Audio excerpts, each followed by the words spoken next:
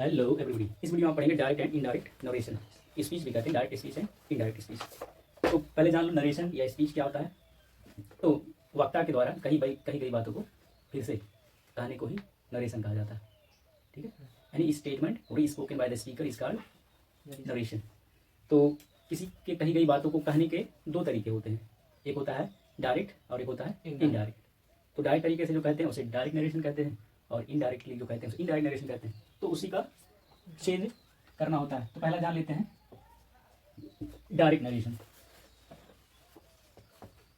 Direct narration क्या होता है? वक्ता की कही गई बातों को डायरेक्ट उसी के शब्दों में ज्यों का त्यों कह देने को डायरेक्ट नरेशन कहते हैं। ठीक है, जैसे कि एग्जांपल ले लेते हैं, Ram said to me I am going home.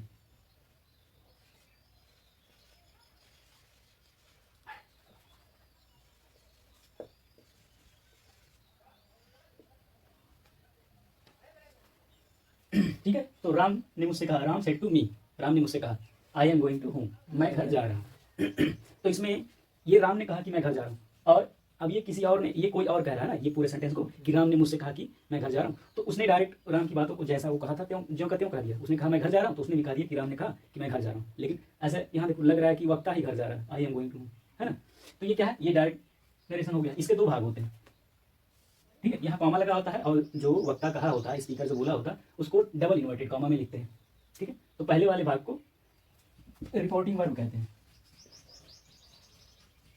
Reporting verb, ठीक है, स्लाइड कट गई।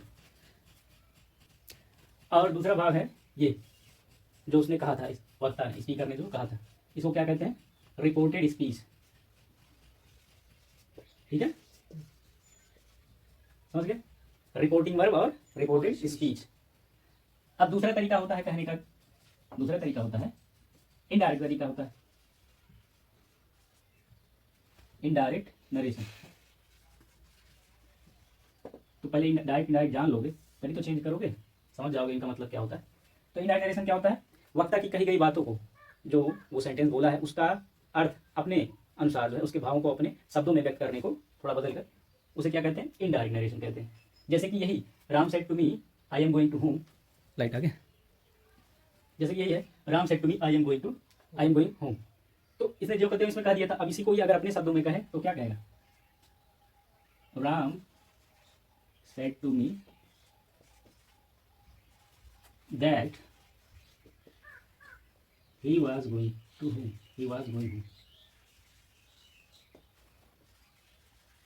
ये Ram said to me, Ram ने मुझसे कहा that कि he was going to, वह घर जा रहा है। अब देखो, अब इसमें क्या उसने जो बोला था राम ने कि मैं घर जा रहा हूँ, उसको डायरेक्ट ना बोल के वो अपने शब्दों में उसके भावों को प्रकट किया कि वो क्या कहना चाहता था। अपने शब्दों में कहा, उसको थोड़ा बदल के क्या कहा? Ram said to me, Ram ने मुझसे कहा। अब ये क्या कहा था, उसको बदल दिया, डायरेक्ट नहीं इनडायरेक्ट में कहा he was going to home. Ram ने मुझसे कहा कि वह घर जा रहा था, ही वाज गोइंग होम या गोइंग टू होम। ठीक, he was going home.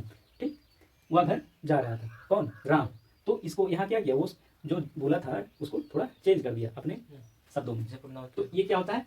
Direct narration. अच्छा कहेंगे सर जी तो क्या हुआ, ऐसे ही कर देते, इसकी क्या जरूरत थी, क्यों हम डायरेक्ट टू इनडायरेक्ट में चेंज कर रहे हैं? मान लो कि डेली लाइफ में बहुत सारे एग्जांपल होते हैं। ठीक है, नहीं इसमें नहीं होता है। ठीक है, इसमें इन्वर्टेड कॉमा ये सब नहीं होता, फुल स्टॉप होता लास्ट में, ये पूरा एक सेंटेंस होता है।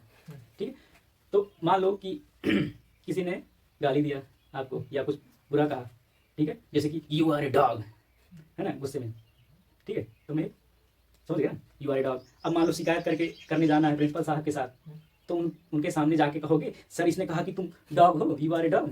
तो ये क्या लगेगा? वो तो लगेगा कि तुम प्रिंसिपल साहब को कह रहे हो। तो यहाँ इनडायरेक्ट नरेशन का यूज करोगे कि सर ये कह रहा था कि आई वाज, है ना, ये मुझे कह रहा था कि मैं एक, समझ गए ना। हाँ, एक और एग्जांपल ले लेते हैं। जैसे कि मान लो पुराने ज़माने में किसी ने गाली दिया किसी को या कुछ और कहा, जैसे कि तुम बहुत ही बदतमीज हो, ऐसे कहा किसी ने। अब वो शिकायत ले गया राजा साहब के पास, तो मान लो तीसरा आदमी ले गया शिकायत। ठीक है, मान लो ए ने बी से कहा कि तुम बहुत ही बदतमीज हो, तो मान लो सी एक अलग पर्सन शिकायत लेके गया उसके। ठीक, बी ने कहा चलो सी भाई हमारा मदद कर दो, राजा साहब शिकायत करनी है। ठीक, तो गया दरबार में, तो सी क्या कहेगा? ऐसे थोड़ी ना कहेगा कि महाराज ए ने बी को कहा कि तुम बहुत ही बदतमीज हो, वो तो तब तो वहीं उसका सर कलम हो जाएगा, राजा साहब ही निपटा देंगे। वो डायरेक्ट कहेगा, है ना, तो वहाँ इनडायरेक्ट का प्रयोग करेंगे क्या, तब वहाँ सी क्या कहेगा, महाराज ए ने बी से कहा कि वह क्या था, बदतमीज है, ठीक है। A said to B that B is a mean.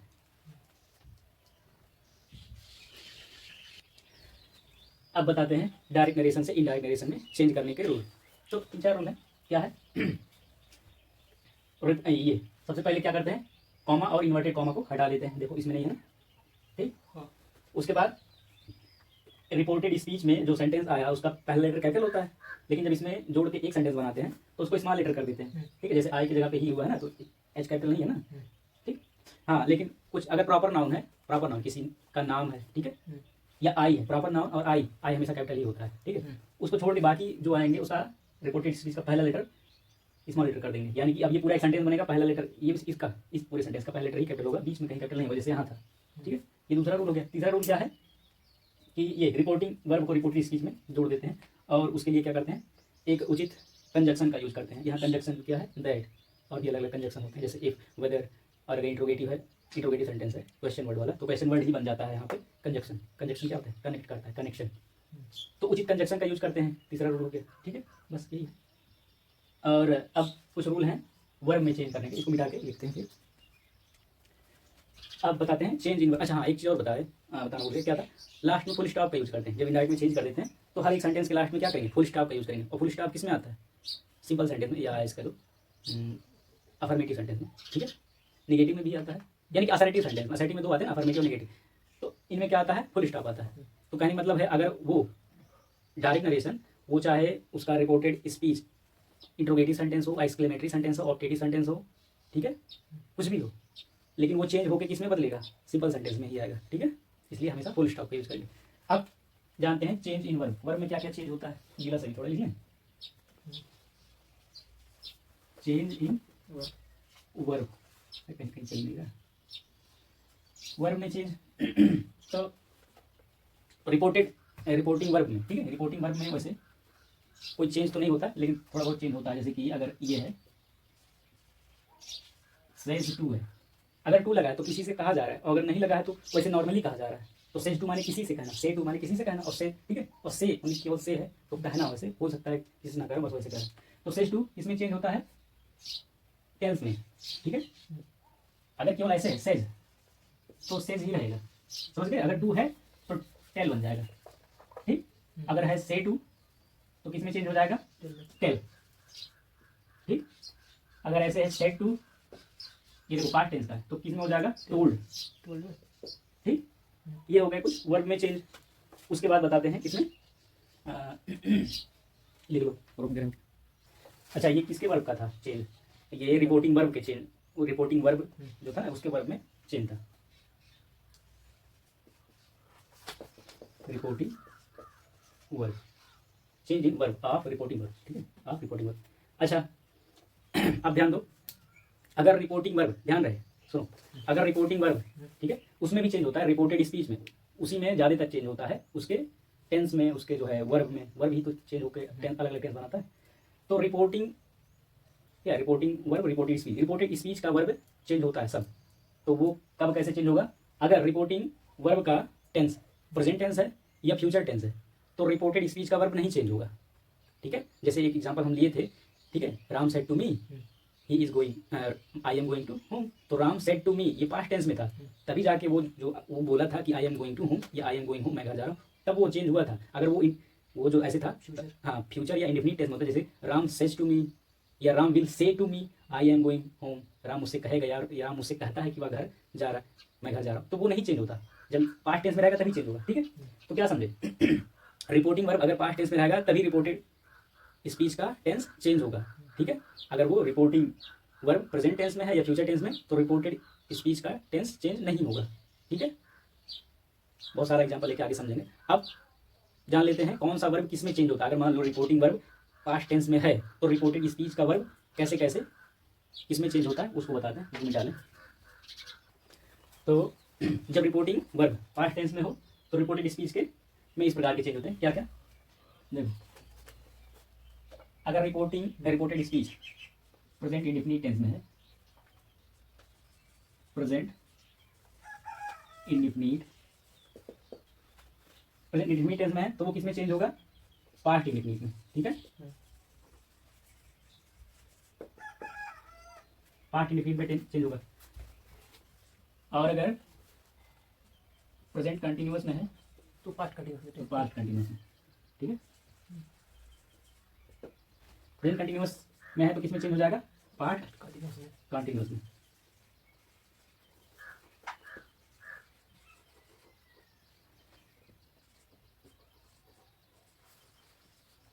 Present perfect से किसमें चेंज होगा, पास्ट परफेक्ट में। पास्ट परफेक्ट में, ठीक है।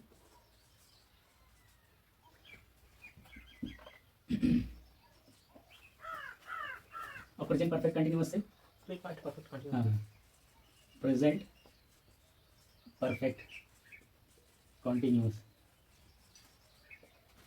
किसमें चेंज होगा, past perfect continuous. Perfect continuous.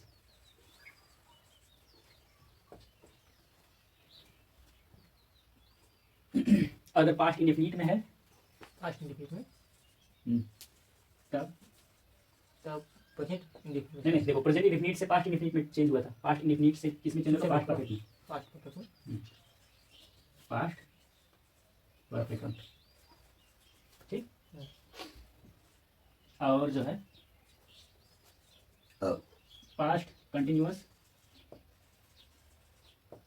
ये चेंज होगा पास्ट परफेक्ट कंटिन्यूअस में, ठीक है।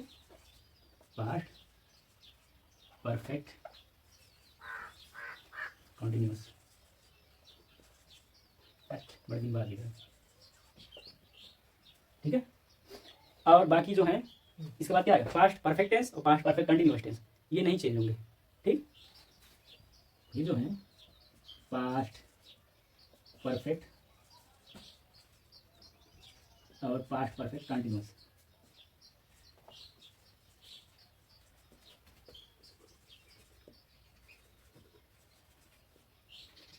ठीक है। तो पास्ट परफेक्ट नो चेंज,